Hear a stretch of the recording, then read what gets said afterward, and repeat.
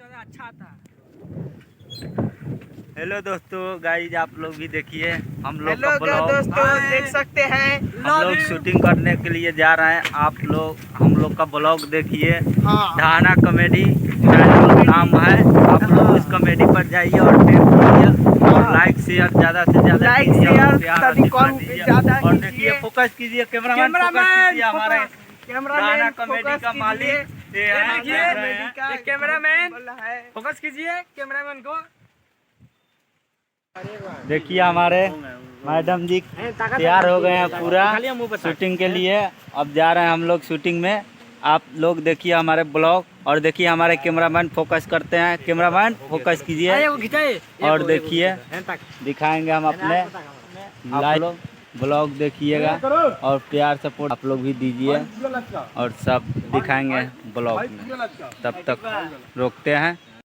ये हमारे गाइज ये ढाना कॉमेडी वीडियो का मैडम है, देखिए और कितना आराम से सो रहे हैं मैडम का गोदी में। और देखा देंगे ब्लॉग लाइव में बने रहे आप लोग। पूरा शूटिंग आप लोग को पास दिखाएंगे। और देखिए हमारे कैमरामैन फोकस करते हैं।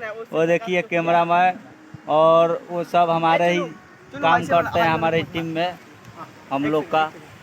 और देखिए हमारे भूख कैसे टांग रहे हैं मैडम जी। ब्लॉग में हम बने रहेंगे, सब दिखाएंगे आप लोग को ब्लॉग में। और देखिए और दिखाएंगे।